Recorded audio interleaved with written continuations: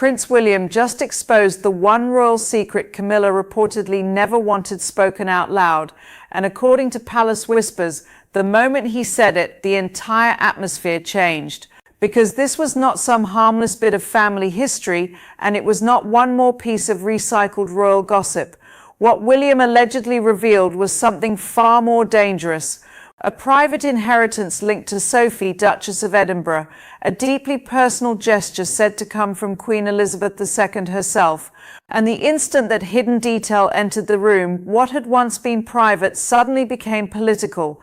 That is what makes this story so explosive. In royal life, an inheritance is rarely just an inheritance. It can be a sign, a message, a final act of trust, a silent ranking of who stood closest when everything truly mattered. And if William did in fact bring Sophie's inheritance into the open in front of senior members of the family, then he did not merely expose a secret. He exposed what that secret appeared to mean.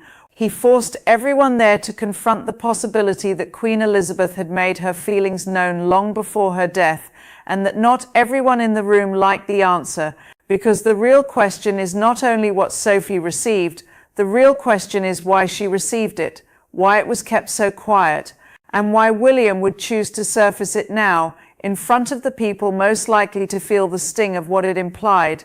Those are the questions driving this entire palace drama. Because if the reports are true, then this was not an awkward family slip. This was a moment that cut straight through titles, protocol, and careful public image. It was a reminder that the late Queen's private loyalties may not have matched the public order people see today. And that is where Camilla enters the center of the storm. Because whatever her official position may be, her path into the royal family has always been more complicated, more contested, and more loaded with history than Sophie's. Camilla became queen, yes, she reached the top of the structure, but royal families are not built only on rank. They are built on memory, trust, and the private relationships nobody fully sees. So when a story emerges suggesting that Queen Elizabeth privately left something meaningful to Sophie, and when that story is then reportedly brought into the light by William himself, the message lands with extraordinary force. Public status may say one thing, personal trust may say another. To understand why that would shake people so deeply, you have to understand Sophie's place in the monarchy. For years, she has been one of the most underestimated women in the royal family. She is rarely the loudest figure. She does not dominate scandal cycles. She does not seem interested in turning every public appearance into a personal performance. And because of that, many viewers outside Britain miss what palace watchers have been saying for a very long time. Sophie is not peripheral. She is essential. She is one of the people who quietly help hold the institution together. That role did not appear overnight. It was built over decades, slowly, patiently, without fanfare. Sophie did not enter royal life wrapped in myth. She was not introduced to the public as a figure of massive drama or destiny. Her relationship with Prince Edward developed away from the kind of grand emotional spectacle that defined other royal romances, and that difference mattered. It gave her a start that was calmer, less theatrical, and in some ways more sustainable. She was not absorbed into the family through public turbulence. She grew into it through stability. Over time, that stability became her signature. When other members of the family drew endless headlines, Sophie often became the opposite of a headline. She was the royal who showed up, did the work, and moved on. No endless chaos, no daily controversy, no reckless public missteps turning private problems into national entertainment. Inside any institution, that kind of person becomes valuable. Inside the British monarchy, it becomes almost priceless, especially to a queen whose entire reign was built on endurance and restraint. That is one reason stories about Sophie and Queen Elizabeth's closeness have always carried weight. The late Queen was not a woman who handed out emotional intimacy casually. She did not perform friendship for the cameras. She did not spend her life broadcasting her feelings in sentimental speeches. The people she trusted deeply were often identified not by dramatic declarations, but by proximity, comfort, and consistency over time. And Sophie kept appearing in exactly that kind of orbit. Again and again, royal commentators described her as someone who had moved beyond formal approval and into something much more personal. That distinction matters more than the public often realizes. There is a huge difference between being accepted by the monarch and being relied upon by the monarch. One is institutional, the other is intimate. Sophie increasingly seemed to occupy the second category. She was repeatedly described as someone Queen Elizabeth could relax around, someone she felt comfortable with, someone who had earned a kind of ease that very few people ever reached. In royal life, that is no small achievement. It is the kind of position that is not announced but quietly felt by everyone around it. And once that background is understood, the inheritance story becomes far more powerful. Because now we are no longer talking about a random private gift. We are talking about what may have been a final personal gesture from a queen known for communicating meaning through action, not noise. Even a modest inheritance, if directed intentionally, can carry enormous symbolic weight. It can say thank you, it can say I trusted you, it can say you stood by me. And in a family where every signal is analyzed, a gesture like that can become more explosive than any public speech. That is why William's alleged role in this matters so much. William is not just another royal relation making conversation over lunch. He is the Prince of Wales. He is the future of the monarchy. His words carry direction, even when spoken informally.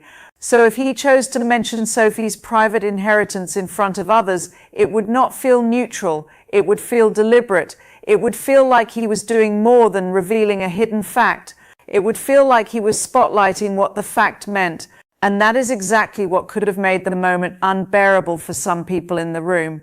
Because think about what this does from Camilla's perspective. This is not merely a case of one woman receiving something and another woman not. It is about emotional positioning inside the family. It is about the late Queen's invisible hierarchy of trust.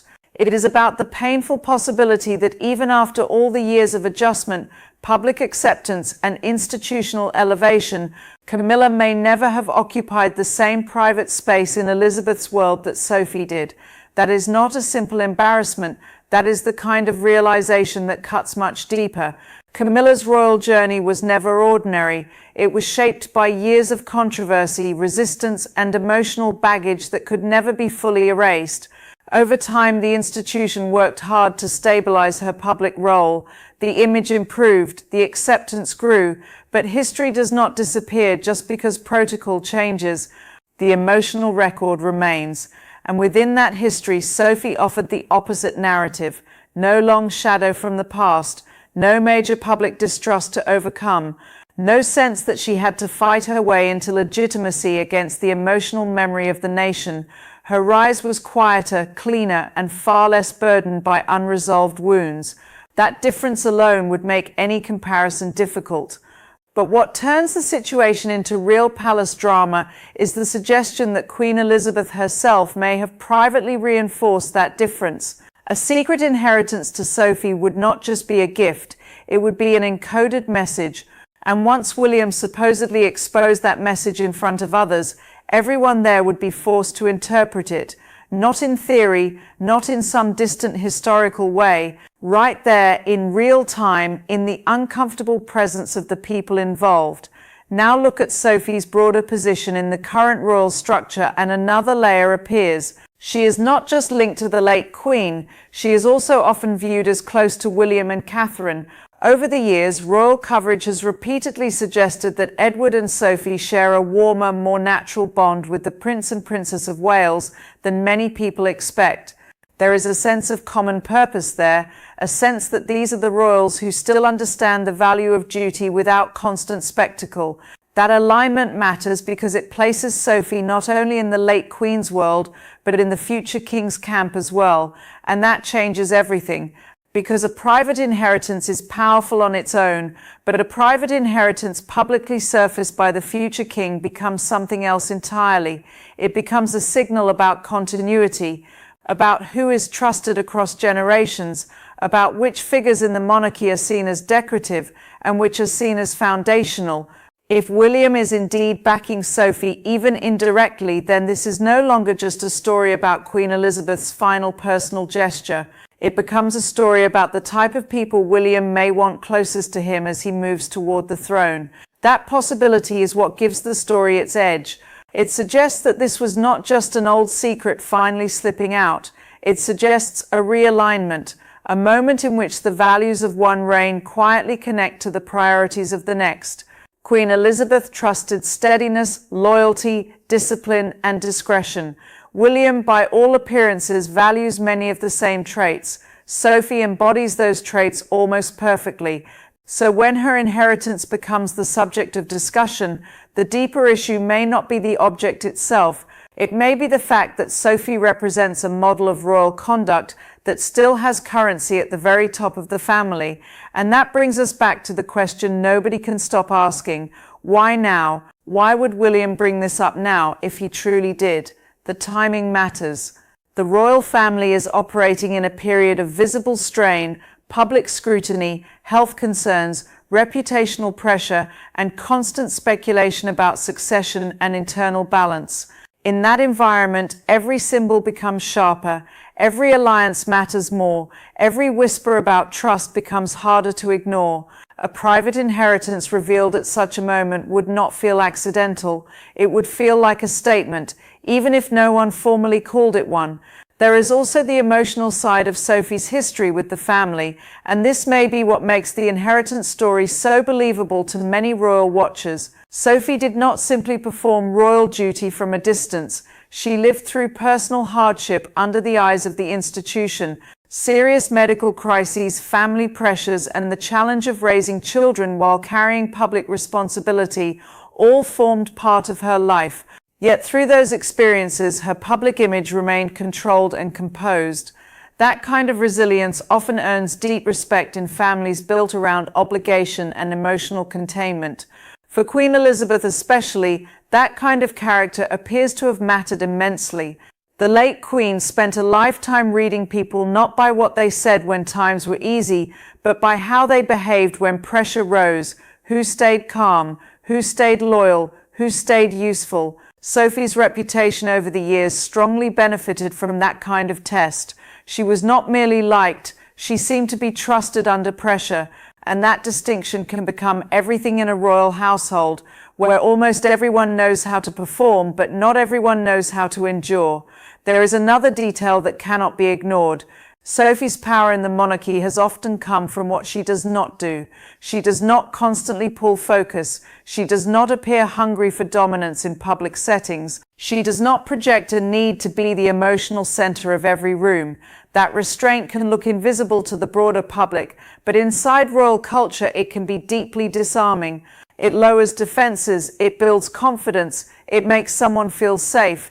And if there is one thing Queen Elizabeth valued above almost everything else, it was people who made the institution feel safe rather than volatile. That is what makes the inheritance story so much more than gossip. It touches the core of what the monarchy values in private, not just what it displays in public.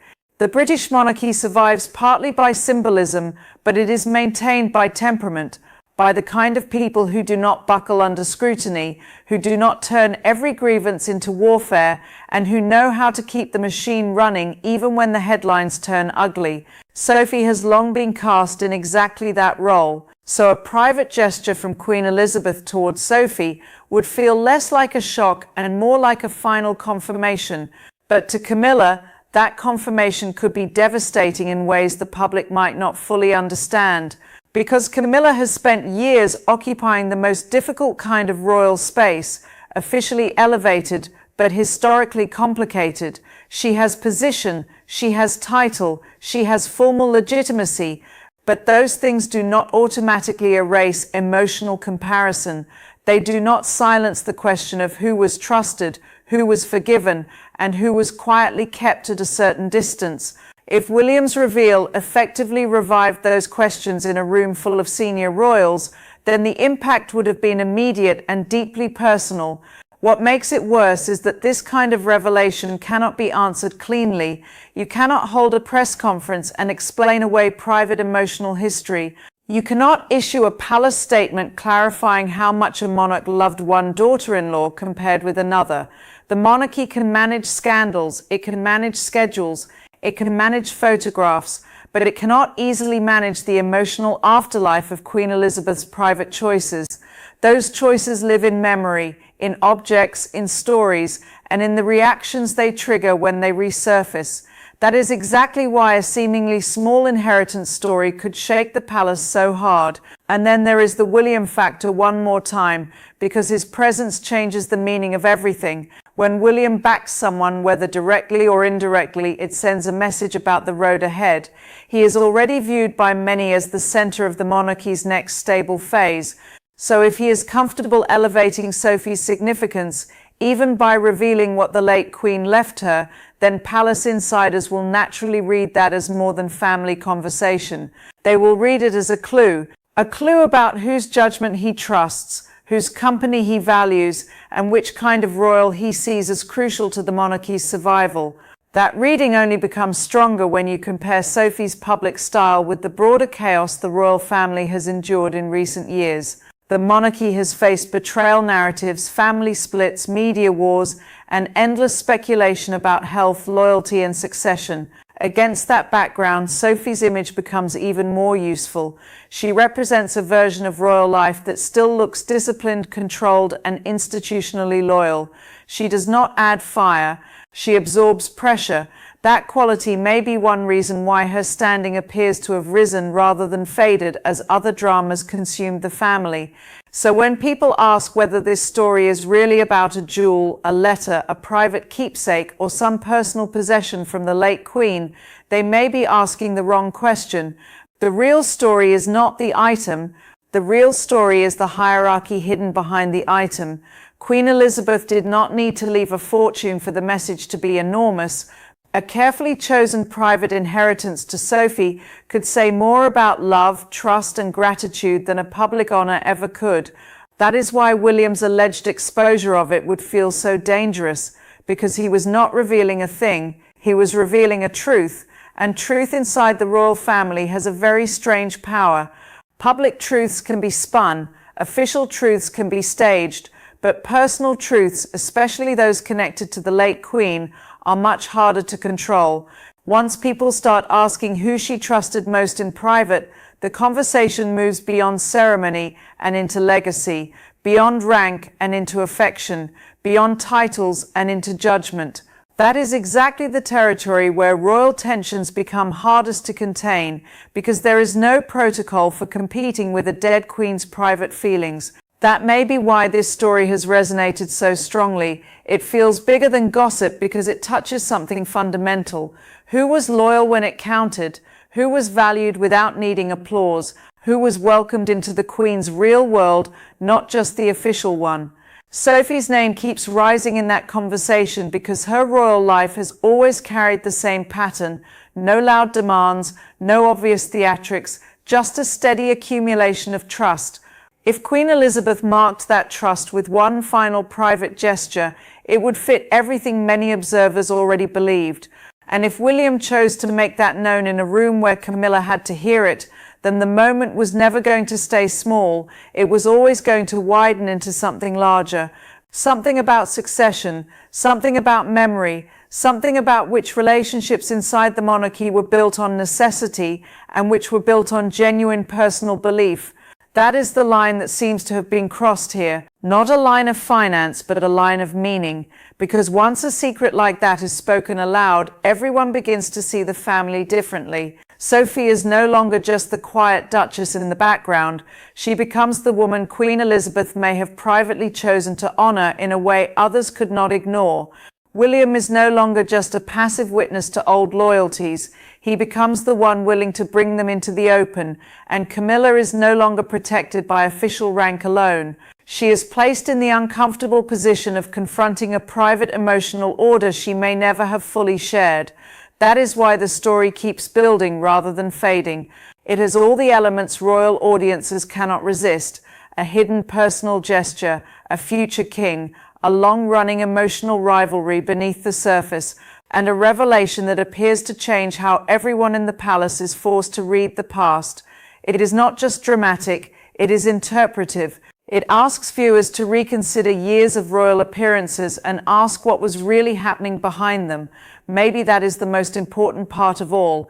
Queen Elizabeth spent her reign mastering the art of saying little while communicating everything. She knew that silence, timing, and symbol could shape history as much as words. If she did leave Sophie something personal, then that act may have been perfectly in character, quiet, precise, impossible to misunderstand by those closest to her. And if William exposed it now, then he may have done something just as revealing. He may have shown that the monarchy's future still belongs, not to the loudest figures, but to the people who earned trust when nobody was watching. So no, this was never just about an inheritance. It was about what the inheritance said, about why Sophie mattered, about why William chose to say it out loud, and about why Camilla, if the reports are true, could not hide what that moment meant. A private gift may have started this story, but what it uncovered was far bigger. Queen Elizabeth's private verdict on the people around her, and the very public consequences of that verdict being dragged into the light. And in royal life, that kind of revelation does not disappear when the room goes quiet. It lingers. It changes how people look at each other. It shifts alliances without a single formal announcement. It reminds everyone that crowns can be inherited, titles can be granted, and roles can be rewritten, but trust has to be earned. Sophie appears to have earned it. William appears to have acknowledged it. And Camilla, according to the whispers now circling the palace, may have been forced to hear the one message she never wanted confirmed in front of everyone. That is what makes this one of the most unsettling royal stories in recent memory. Not because it is loud, but because it is sharp. Not because it proves a legal fight, but because it hints at an emotional one that may have been settled long ago by Queen Elizabeth herself. And if that is what William exposed, then he did not simply reveal Sophie's secret inheritance. He revealed the late Queen's final, private measure of trust, and that may be the one thing the palace can never fully explain away.